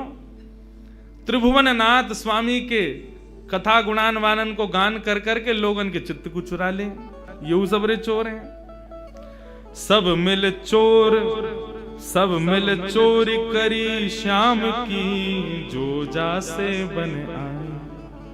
ये पूरा संसार श्याम को है, और यहाँ पे हम जो कुछ भी अपने स्वार्थ के लिए ले रहे हैं वो चोरी नहीं है तो क्या है? कन्हैया की सब पूरे सृष्टि की चोरी हम लोग कर रहे हैं। सूरदास सट कहाँ लगी वर्णो, माखन चोर कन्हैया। पूरा विश्व चोर है, लेकिन पूरे पीछे कौन के पड़े? माखन चोर, माखन की चोरी करे वाले वह कन्हैया के, माने माखन चोरी करी है और यो है त्यों है, वही के पीछे पड़े रहे। कौन चोर ना है संसार में? सब चोर हैं। बोले अच्छा पूर्णमासी एक बात बताओ, आपको मन कहा करना चाहिए? बोले मेरो मन तो जादना तो वृषभानु नंदनी भई है ना, वही दिना से है कि नंद नंदन ही आके काजे है। ये दोनों दैवी कोई शक्ति हमारी या ब्रजमंडल में आई है, इन दोनों को ब्याह कर दो तो ब्रज की सदा सर्वदा रक्षा करेंगे ये दोनों मिलके। मेरो मन तो यही के। कीर्ति बोली तो फिर एक काम करो, एक बार आप चुपके थे कैसे कन्हैया को ले आओ बरसाने, हम एक बार वाकू देख लेंगी, नहीं हमारे मन को संशय होगा कछु तो दूर रह जाएगा। एक बार वाको रूप रंग सब देख लेंगी। हमने बहुत सुनी टेढ़ी चाल चले, हमें यूं देख लो कोई लचक तो ना वाक कमर में। एक बार तुम लेके आओ वाको, वो टेढ़ो जानबूझ के चले कि कोई वाके कोई शरीर में कोई दिक्कत है, और कारो कारो कारो सब कहें तो फिर ये सबरी गोपी काय को पागल बनी रहे वाके पीछे। वैसी सबरी कहेंगी कारो, और वैसे यूं कहेंगी आज कन्हैया ने हमारे घर चोरी ना करी, हमारे घर ना आवे, हम ते प्रेम ना है। ऐसो कारो कैसे कि सबन के चित्तन ने चुरावे। हे पूर्णमासी तुम ही लेके आओ बाकू। पूर्णमासी बोली ठीक है जाऊं, मैं ही लेके आऊं। पूर्णमासी चल के जा रही है। नंदगाम के कुंवर कन्हैया अपने ग्वाल बालन के संग अटारी पर बैठे, वहीं ते दूर ते दिख गई पूर्णमासी आ रही है। ठाकुर जी तो सब पता ही है, पूर्णमासी भी थोड़ी ने ठाकुर जी की तरह लचक लचक के ही चले। मधुमंगल बोलो अरे कौन आ रही है लचकी सी? ठाकुर जी बोले वही आ रही है, 2 साल पहले आई कही तेरे पास, तेरो ब्याह करावे काज। ओ अच्छा, तो वही आ रही है। काई को आ रही भैया? बोले वही के काजे आ रही होगी, जाके काजे आवे, सबन को ब्याह ही कराती डोले। इतने में पूर्णमासी आ गई। मधुमंगल गयो, आओ आज कौन को लेके आई हो संबंध? बोले कोई को लेके आई हो, तेरो तो ना हेरो, 2 साल ते लगी वही हूं, अब आगे ना होगा, तू तो यूं ही रहेगो, कुंवारो ही रहेगो, तो कौन ब्याह करे? ये सब ब्रज की लीलाएं हैं। ठाकुर जी से कही लाला कल बरसाने आ जाइयो, और सुन ये सबरे गोबर चोटन ने मत लेके आइयो संग में, दूसरे इनके छत्तन पे सूख रहे कंडन ने चुराते रहे। कौन ते कह रही है री? मधुमंगल श्रीराम बोले हम तुम ते कह रही हूं। लाला कल सुंदर सो बन के आइयो हैं, वहां पे सब गोपी ग्वाल तेरो सब इंतजार करेंगे, और कल तेरी मुंह दिखाई होगी वहां पे, सुंदर सो श्रृंगार करके आइयो। और मैंने तेरी बात छेड़ दी है कीर्ति से, और बढ़िया कल वहां पे ऐसे लचक के मत आइयो, नहीं बाकी सी चाल जो चले का है, सीधो सीधो आइयो, सुंदर बन के आइयो, तेरो ब्याह है जाएगा। अब तो ठाकुर जी मनी मन विचार कर रहे हैं, बोले हमें तो केवल किशोरी जी के दर्शन करने हैं, ये कहा पूरा वहां पे बरसानो इकट्ठा होगा, सब हमसे मिलेंगे, पूछेंगे, देखेंगे, भारेंगे, जन कहा हुए को। ठाकुर जी बोले कल जावे की बजाय हम आज ही हुआ मैं। श्री मलुकदास जी महाराज का पद है, जोगी रंग भी नाया, अच्छा श्रृंगी नाद बजाया, जोगी रंग भी नाया, अच्छा श्रृंगी नाद बजाया। ठाकुर जी बन करके जा रहे हैं। पूर्णमासी बोली सुंदर से बन के आई हो, श्रृंगार करके आई हो, ऐसे आई हो, वैसे आई हो। लेकिन ठाकुर जी बोले सबके सन्मुख नहीं जाऊंगा, मैं तो एकांत में किशोरी जी के केवल दर्शन करके आऊंगा, उनसे मिल के आऊंगा, रूप बदल करके जाऊंगा। छद्म वेश धारण करके जा रहे हैं। और कैसे बन के जा रहे हैं? श्री मलुकदास जी वर्णन करते हैं, ठाकुर जी जोगी बन के जा रहे हैं। जोगी रंग बीनाया, अच्छा श्रृंगी नाद बजाया। जोगी रंग बीनाया, अच्छा श्रृंगी नाद बजाया। जोगी रंग बीनाया, अच्छा श्रृंगी नाद बजाया। जोगी रंग बीनाया, अच्छा श्रृंगी नाद। अब पूरे पद को सुनना, एक एक शब्द सुनना, ठाकुर जी ने कैसा श्रृंगार किया है अपना। आहा, इतना सुंदर भाव। मोतिन लर अलख गंगा, मानो जटा जूट में गंगा।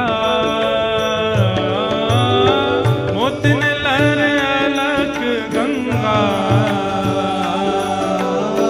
मानो जटा जूट में गंगा। एक शंकर जी का रूप धारण किया ठाकुर जी ने, शिव स्वरूप धारण करके जा रहे हैं। एक जटा बनाई अपने घुंघराले केशन की, और वह जटा में अकौआ के पत्ता से निकलवे वाले दूध को लगाई लियो, सो जटा बन गई। और जटा बना करके वहां में ऐसे मोतीन की धार, मोतीन की लड़ लगाई कि मानो ऐसा लग रहा हो ऊपर से गंगा जी निकल रही हूं। हाँ, मोतिन लर अलग गंगा, मानो जटा जूट में गंगा। ओ मोतिन लर अलग गंगा, मानो जटा जूट में गंगा। मानो जटा जूट में गंगा। ओ मानो जटा जूट में गंगा। जोगी रंग बीनाया, ओ अच्छा श्रृंगी नाद बजाया। जोगी रंग बीनाया, अच्छा श्रृंगी नाद बजाया। ओ जोगी रंग बीनाया, अच्छा श्रृंगी नाद बजाया। जोगी रंग बीनाया, अच्छा श्रृंगी नाद बजाया।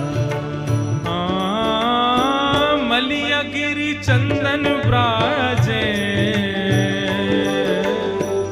मलिया गिरी भस्म ब्राजे। मानो सुर डमरू बाजे। मलिया गिरी भस्म ब्राजे, मानो सुर डमरू बाजे। अब मलियागिरी चंदन होता है, भस्म कैसे हो गए? इसका भाव बताते हैं कि ठाकुर जी ने अपने सर्वांगीण अंग पे लगाई तो मलियागिरी चंदन है, लेकिन किशोरी जी से मिलने की जो उत्कंठा ज्वाला हृदय में प्रकट हो रही है, उस ज्वाला से आने वाले ज्वर से मलियागिरी चंदन जल करके भस्म बन गया है। ऐसा पूरे अंग पर मलियागिरी भस्म लगाई है ठाकुर जी ने। मानो शूल डमरू बाजे, ओ मलियागिरी भस्म ब्राजे। मानो सुर डमरू बाजे, मानो सुर डमरू बाजे।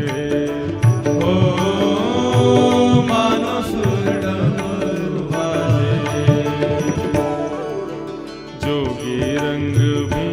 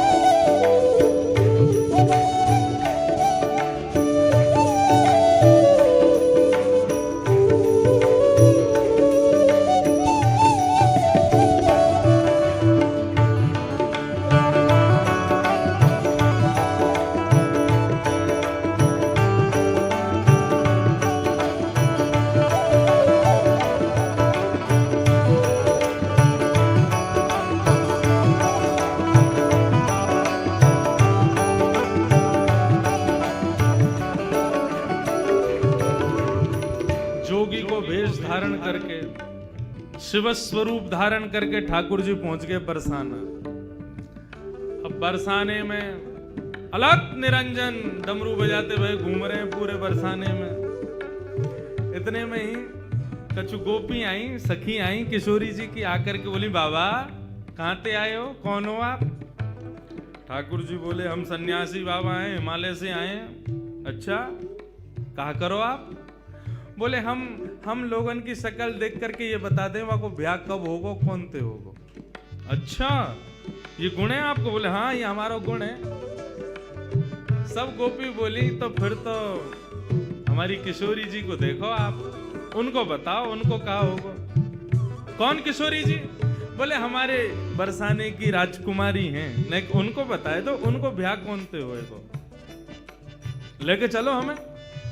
अब तो जैसे ही महाराज लेकर के गए किशोरी जी के सन्मुख जाकर के जैसे ही खड़ो कियो है, इनको बताओ इनको ब्याह कौन से होगा। ठाकुर जी पहले तो बहुत देर तक देखते रहे, मंद मंद मुस्कुरा रहे हैं। किशोरी जी भी नेत्र देख के समझ तो गई ये कौन आए हैं बन के। बाबा आप बतावे आए हो, देखवे ना आया है, घूरो मत हमारी किशोरी है। बोले ना मैं तो बस ऐसे ही देख रहा हूं। ये बताओ कालो टीका लगायो कि ना इनके कान के पीछे? उन्होंने लगाओ ना, अभी लगाओ नजर लग जाएगी, इतनी सुंदर लग रही हैं, सामने खड़ी हुई हैं। तुरंत एक गोपी ने कालो टीका लगायो। हाँ बताओ हमारी किशोरी जी को कौन से ब्याह होगा? ठाकुर जी बोले रुको घूम घूम के देखना पड़ेगा। घूम घूम के चारों ओर से देखते किशोरी जी के बगल में जाकर के खड़े है। गोपी बोली कहा? बोले बता तो दही कौन से ब्याह होगा? बोले कौन से होगा? बोले जो बगल में खड़ो वही तो होगा। इनके काजे मुंह से बढ़िया कोई ना मिलेगा। एक सखी आई आकर के दोनों को, ए बाबा दूर हट, कैसी बात करे, हमारी किशोरी जी के बगल में झांकू मत जाइयो। तो जैसे बाबा ने अकल ठिकाने लगाती डोले, जैसे ही ठाकुर जी दूर किए, ठाकुर जी तो मंत्र मुक्त है गए। श्री मलुकदास जी वर्णन कर रहे हैं, जोगी छवि बाबरो डोले, राधे राधे राधे बोले। जोगी छवि बाबरो डोले, राधे राधे राधे बोले। अरे हाँ जोगी छवि बाबरो डोले, राधे राधे राधे बोले। ओ जोगी छवि बाबरो डोले, राधे राधे राधे बोले। अरे हाँ राधे राधे राधे बोले। ओ राधे राधे राधे बोले। हाँ जोगी रंग मीनाया, अच्छा श्रृंगी नाद बजाया। ओ जोगी रंग मीनाया, अच्छा संगीनाद बजाया। ओ जोगी रंग मीनाया, अच्छा श्रृंगी नाद बजाया। ओ जोगी रंग मीनाया, अच्छा संगीनाद बजाया। मलुकदास जी वर्णन कर रहे हैं, किशोरी जी को परकोटा में लेके गोपी सब आगे खड़ी है। बोले भाग यहाँ से, हम समझ गए तेरे मन में खोट है, हमारी किशोरी जी के पास आके बगल में छुए को प्रयास करे। ठाकुर जी बोले ठीक है हम चले जाएंगे, लेकिन वाते पहले हम अपनी सिद्ध की हुई भभूति देके जाएंगे सबन को। गोपी बोली हमको ना चाहिए। बोले भभूति तो हम देंगे। और हाथ में भभूति लेकर के मलियागिरी चंदन की समस्त गोपीन के ऊपर जैसे ही फूंकी, सारी गोपी मूर्छित होकर के गिर गई। ठाकुर जी किशोरी जी को लेकर के वहां से भाग गए। और मलुकदास जी कह रहे हैं, मोहन मंत्र फूंक दे मारी, सब ब्रज मोहिनी डारी। ओ मोहन मंत्र फूंक दे मारी,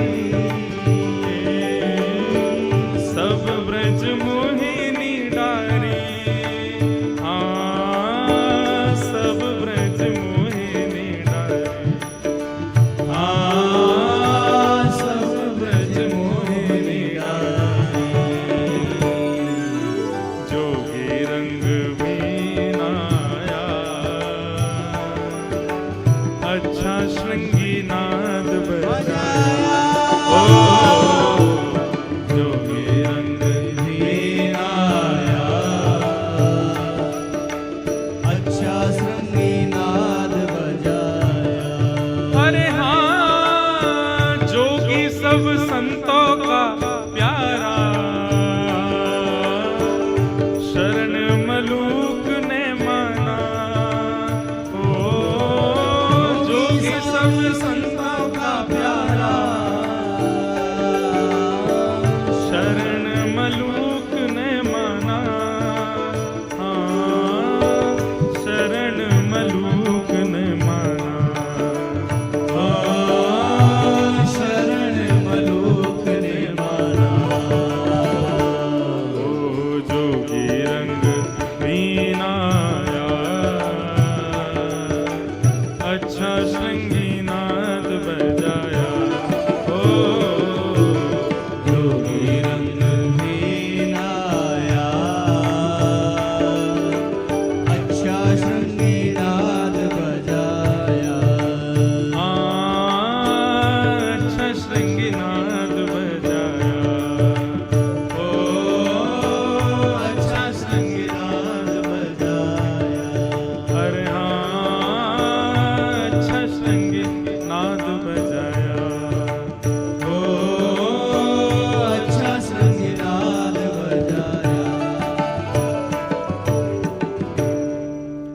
श्याम सुंदर गए और जाकर के रूप बदल करके सब गोपियों को मोहन मंत्र से ही मोहित करके और किशोरी जी को वहां से लेकर के यमुना पुलिन पर पहुंच गए।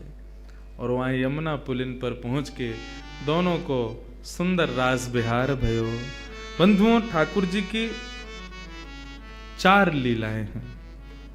कुंज लीला, निकुंज नीला, निभृत निकुंज नीला, 3 लीलाएं हैं। कुंज लीला, निकुंज लीला, निभृत निकुंज लीला। कुंज लीला में समस्त ब्रजवासी भी हैं, ठाकुर जी के सखा भी हैं और किशोरी जी की सहचरियां भी हैं।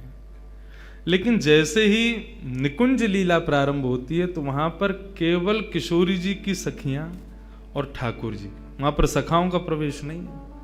महाराज का एक भाव ऐसा बताया जाता है कि ठाकुर जी जब महाराज करने के लिए गए तो ग्वाल वाल नहीं गए, बोले गए थे, लेकिन पहले ही गोपियों ने महाराज के बाहर परकोटा बना दिया और उस परकोटा में सुंदर सुंदर सुंदर सुंदर गोपियों को वहीं पर रास की भूमिका में प्रविष्ट करा दिया। वहीं फुब्बारे लगा दिए, वहीं गोपियां रास कर रही हैं, वहीं पर सुंदर भोज्य पदार्थ लाए जा रहे हैं, वहीं पर पेय पदार्थ लाए जा रहे हैं। तो ग्वाल बाल बाहर परकोटे में ही खड़ी हुई गोपीन में ही मोहित है कि वहीं रह गए।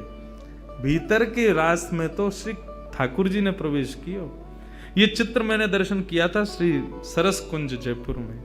वहां पर महाराज जी अपने अनुभव से चित्र बनवाते थे, तो वहां उन्होंने परकोटा बनवाया रास भूमि के बाहर, और वहां रास में चारों तरफ छोटी छोटी कुंज बना करके वहां कुछ गोपों को ही सखी बना करके वहां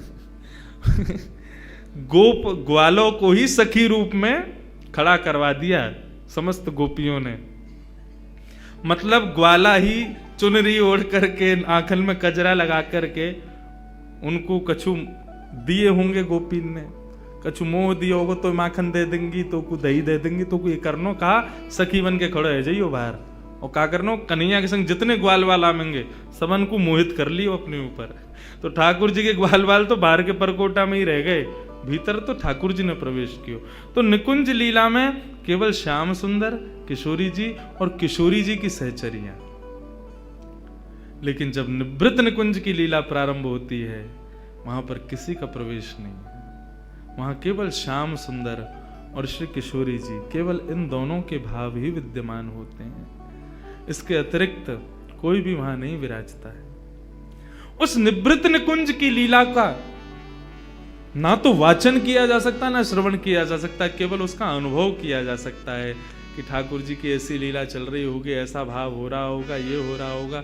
उन निभृत निकुंज की लीला के अनुभव में प्रवेश करने के लिए श्री किशोरी जी के चरणों में हम उन्हीं से अनुमति ले सकते हैं। वही अनुमति दें तो उसमें प्रवेश मिल सकता है। जिस निभृत निकुंज की लीला में श्री राधा बाबा प्रवेश कर चुके थे, श्री भाई जी प्रवेश कर चुके थे, हमारे वृंदावन के श्री पंडित गया प्रसाद जी महाराज प्रवेश कर चुके थे, वर्तमान के श्री माधवदास बाबा प्रवेश कर चुके हैं। निभृत निकुंज की लीला में जब ठाकुर जी की लीला का अनुभव होता है तो उसका वर्णन मुख नहीं करता, नेत्र करते हैं अश्रुओं के भाव से। ऐसा भाव है। एक भाव और सुना करके आज के विषय को विराम देंगे, फिर कल 3 बजे से ठाकुर जी का पुनः सुंदर कुंज निकुंज निभृत निकुंज देखें कहां तक पहुंचा मैं ठाकुर जी। जो भाव होगा वो कहेंगे। निभृत निकुंज में श्याम सुंदर और किशोरी जी दोनों विहार करते हैं, और उसमें भी दोनों की सर्वप्रिय लीला कौन सी है? मान लीला।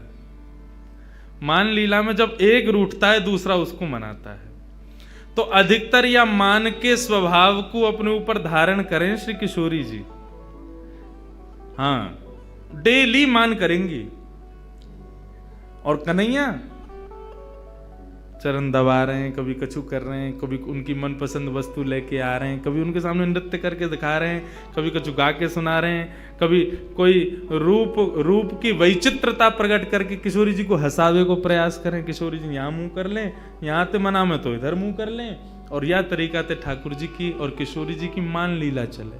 लेकिन लाल जी हमारे इतने निपुण हैं, किशोरी जी मान करें तो घड़ी लगा करके चंद मिनट में ही ठाकुर जी उनको मना लेते हैं, उनको हंसा देते हैं, क्योंकि वो उनके अंदर खूबी है। और फिर दोनों रास विहार करते हैं। आज जब ठाकुर जी किशोरी जी को लेकर के आए यमुना पुलिन पर, ठाकुर जी ने पहले तो स्नान किया, अपना पूरा जोगी भेष हटाया और स्वयं के स्वरूप में प्रकट भये। और जैसे ही दोनों ने प्रवेश किया निभृत निकुंज में, आज किशोरी जी बोली, लाल जी नित्य मैं मान करूं और आप मनाओ, आज आप मान करो, मैं मनाऊंगी। ठाकुर जी बोले नहीं, आप पे ही मान शोभा दे और मनाने की शोभा हम पे ही बढ़िया लगे, या को बदलो मत, आप ही मान करो, मैं मनाऊं। मतलब मान भी यहां झूठे को है, झूठे को रूठे और सांची को मनावे। हमारी आपकी तरह ना है जबरदस्ती मान कर लेंगे और फिर वो मनाऊ हुए तो वामू रीझे ना है। लेकिन यहां झूठे को माने, बिना बात को मान। कैसो मान होता होगा विचार करो, कोई बात नहीं है। ठाकुर जी काय बात से मनाते होंगे, अरे मुझे गलती है, मैं ऐसा ना करूंगा, कोई कछु करो हो तब तो मान करो, लेकिन मान ही झूठे को है। ठाकुर जी किस भाव से मनाते होंगे किशोरी जी को।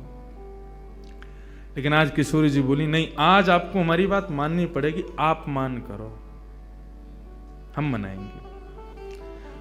ठाकुर जी बोले मैं मान करूं? बोले हाँ आज आप करो, मुंह को सुख देवे के काजे आप मान करो।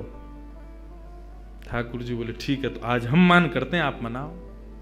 और जैसे ही मान करके ठाकुर जी मुंह फुला के रूठ के और बैठे, देखो कैसी लीला, रूठ करके ठाकुर जी बैठ गए, मुंह फेर लियो।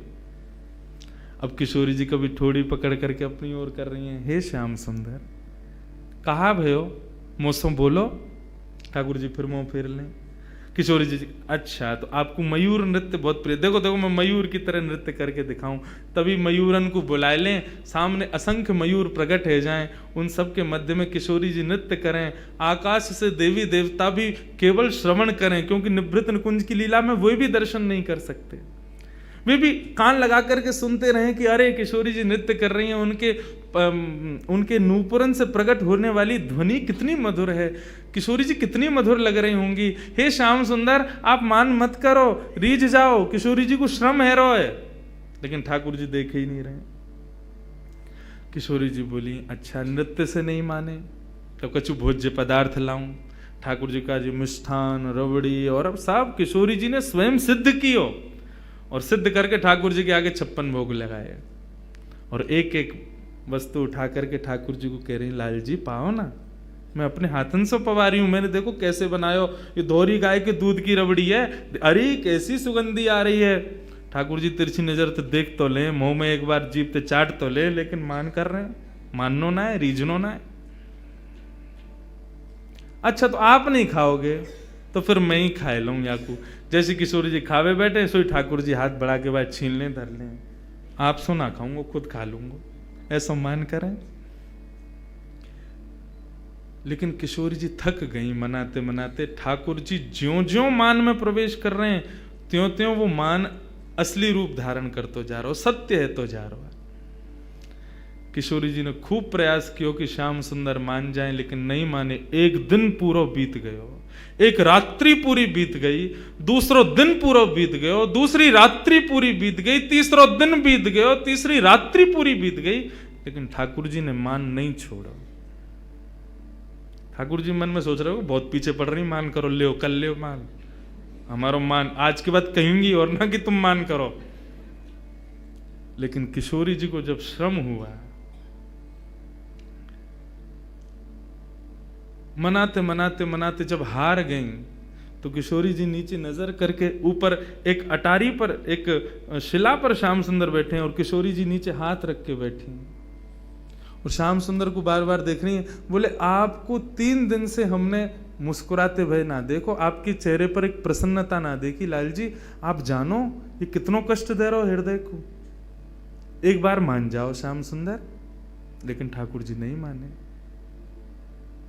किशोरी जी के नेत्र से विरह के अश्रुबिंदु जब प्रकट हुए और उन अश्रुबिंदुओं ने जब नेत्रों से गिर करके पृथ्वी का स्पर्श किया, जैसे वो अश्रुबिंद पृथ्वी पर गए, पृथ्वी का स्पर्श करते पृथ्वी के नीचे बह रही है यमुना। यमुना में जैसे ही उस अश्रु ने प्रवेश किया, यमुना का जल उष्ण हो गया, गर्म हो गया, लाल पड़ गया, बिल्कुल खौलने लगा।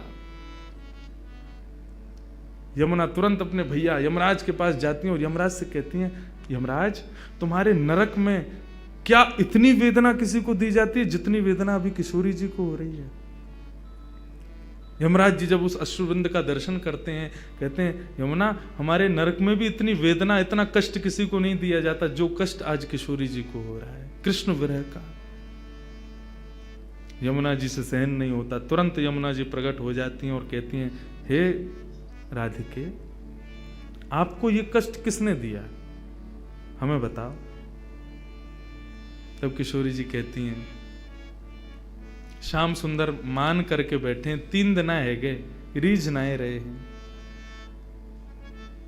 यमुना जी बोली, इनको बड़ो गुमान है ना अपने रूप को, अपने स्वरूप को, अपने सवरे भावन को, यही मारे इतनो तगड़ो मान किया है। हमारी किशोरी जी को वेदना है रही है, लेकिन ये अपना मान नहीं छोड़ रहे हैं। रुको किशोरी जी आप यहीं विराजो, या कन्हैया को तो मैं देख के आऊं। और यमुना जी महाराज गई, जाकर के अपनी श्रृंगार पेटिका खोली, श्रृंगार पेटिका खोल करके श्याम सुंदर जैसो श्रृंगार कियो, क्योंकि कालिंदी हैं, बिल्कुल श्याम जैसे ही रंग है उनको। टिपारा धारण कियो, गले में माला धारण करी, कचकाचनी पहनी, हाथ में वंशी लई, लकुटी लई, माला पहन करके सुंदर जैसे ही किशोरी जी के सामने आई, मुस्कुराती भाई। किशोरी जी बोली, श्याम सुंदर आप रीझ गए? बोले श्याम सुंदर नहीं हूं, यमुना हूं। यमुना तुम तो बिल्कुल ऐसी लग रही हो जैसे मानो श्याम सुंदर हो। बोले तो वही तो, ये अपने रूप से सबन को वेदना प्रदान करें, आज इनके रूप से इन्हीं को वेदना दूंगी मैं। और जैसे कन्हैया चलें, जैसे बैठें, जैसे बोलें, जैसे हंसें, बिल्कुल यमुना जी ने वही रूप धारण कर लियो। ठाकुर जी मान करके बैठे, इतने में नूपुरन की छम छम छम छम आवाज आई। ठाकुर जी बोले, ये तो मेरे नूपुरन की ध्वनि है, मैं तो यहां बैठा हूं, फिर मेरे नूपुरन की ध्वनि पीछे से कैसे आई? ठाकुर जी अपने नूपुरन को बजा में बोले, मेरे नूपुर तो मेरे पास है, फिर ये कौन आयो? हल्के से मान करके बैठे ना, देख ना सके, तो हल्की सी नजर पीछे करके देखो तो एक वृक्ष की अटारी में से श्याम सुंदर की तरह सुंदर पाग पहन के, टिपारो पहन के, मोर पंख लगाए, हाथन में वंशी लिए, वरहा पीडम नटवर वपुः कर्णयो कर्णकारम विव्रतवास कनक कपिसं वैजयंतीं च मालाम रंध्रान वेणो वधर सुधया पूरयन गोप वृंदई वृंदारण्यम स्वपदर्मणम प्राविशद गीत कीर्ति। ठाकुर जी का वो वेणु रव का स्वरूप जिस पर समस्त गोपियां न्यौछावर रहती हैं, वही रूप एक सुंदर वृक्ष की ओट में से प्रकट हो रहा है। ठाकुर जी ने जैसे ही देखो, देख करके वह रूप के पीछे पीछे चलने लगे। वहां की नूपुरन की चाल देखें, वहां की वंशी देखें, वहां की लकुटी देखें, वहां की माला देखें, वहां के मुकुट देखें, सब वही जो ठाकुर जी के पास है, वही सब कुछ अरे तुम कौन हो, तुम कहां से आए हो? यमुना जी बोली मैं श्याम सुंदर हूं। बोले श्याम सुंदर तो मैं हूं। बोले तुम नकली श्याम सुंदर हो, असली श्याम सुंदर मैं हूं ना। नंद बाबा मेरे हैं। बोले तेरे नाए मेरे हैं। यशोदा मेरी है। बोले तेरे नाए मेरे हैं। सबको भाव रखो, तेरे नाए मेरे हैं। अंत में यमुना जी बोली और बताऊं, राधा रानी भी मेरी है। और देख इतने में ही पीछे से किशोरी जी प्रकट है करके और यमुना जी के बगल में आकर के जैसे ही खड़ी वहीं, और जैसे ही यमुना जी ने गलवैया दे करके किशोरी जी के कंधा पे अपना हाथ धरो, सामने खड़े भये कन्हैया को क्रोध आयो। बोले कि तुम कौन हो? मैं अभी अपनी अपनी नेत्रन से ज्वाला प्रकट करके ध्वस्त कर दूंगा, और ये मेरी किशोरी पर तुमने हाथ कैसे रखो? किशोरी जी भी कि हाँ मेरे श्याम सुंदर तो यही हैं। इतने में ही ठाकुर जी को मान दूर नेत्रन से आंसू प्रकट है गए, रूठ गए, चरणन में गिर गए। बोले अरे मैं ही सच्चो श्याम सुंदर हूं, देखो मेरी वंशी, देखो मेरी ये, देखो मेरा वो, सब कुछ दिखा मैं। अंत तो गत्वा किशोरी जी बोली नहीं, श्याम सुंदर तो यही है। ठाकुर जी बोले एक चीज प्रमाण दे सकती है कि असली श्याम सुंदर कौन है। बोले कैसे? अच्छा किशोरी जी ये बताओ तुम्हारी हाथ की मुंदरी कहां है? किशोरी जी बोले अरे मेरी मुंदरी कहां गई? बोले जा पे मुंदरी मिलेगी वही असली श्याम सुंदर। हाँ भाई निकाल रहे, मेरी यशोदा ले गो, मेरी किशोरी जी ले गो, मेरी उन्हें ले गो, मुंदरी दिखा। तो उनके पास मुंदरी नहीं थी। ठाकुर जी ने जैसे प्रकट की वो मुंदरी, किशोरी जी ने मुंदरी ले ली, हाथ में पहन ली, और दोनों को मान भाव प्रेम भाव में प्रकट है गयो। श्री यमुना जी चरणन में बैठ करके प्रणाम करने लगी। प्रणाम करके ठाकुर जी से बस यही भाव कहो कि आप मान करो प्रभु, सब करो, लेकिन हमारी किशोरी जी को ऐसी ऐसी वेदना मत दो कि पाताल तक आश्चर्य करे कि इतनी वेदना।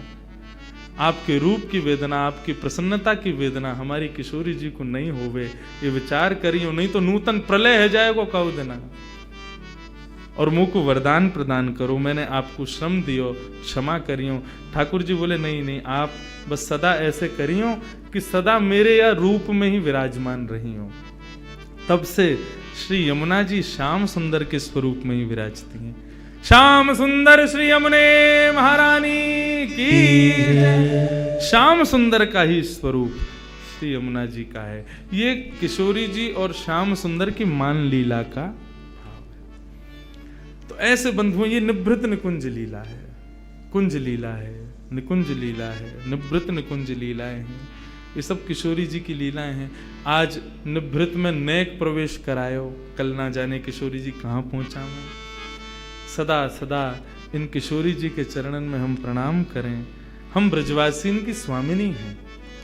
आप लोगों पर कृपा है कि आप नागपुर के निवासी होके, महाराष्ट्र के निवासी होके, मारवाड़ी समाज में होकर के भी किशोरी जी को अपनो मानो, अपनो जानो। या बात ते निश्चित मुझको कल से ही आभास है रहो कि किशोरी जी भी या घर को अपनो ही माने। ये उन्हीं की काकी हैं, ये उन्हीं के भैया हैं, ये पूरा उन्हीं को ही परिवार है। लेकिन बस भाव इतनो है, यहाँ संबंध बनानो पड़े, लेकिन हमारे ब्रज में जन्म लेवे वारो ही किशोरी जी को ही है। या बात में हम नेक ऊपर हैं आपसे कि हमारो ब्रज में जन्म भयो तो हमारा कोई संबंध बनानो नहीं पड़ो, हम तो हैं ही किशोरी जी के। हम श्री किशोरी जी के सदा रहें, बस यही भाव है। एक बिहाग का पद गा करके वृंदावन को और श्री किशोरी जी को हम प्रणाम करें, और फिर कल पुनः 3 बजे से ये मंगल रस चर्चा हम श्रवण करेंगे। कर वृंदावन वास रे मन, कर वृंदावन वास, कर वृंदा सब लोग गाओ।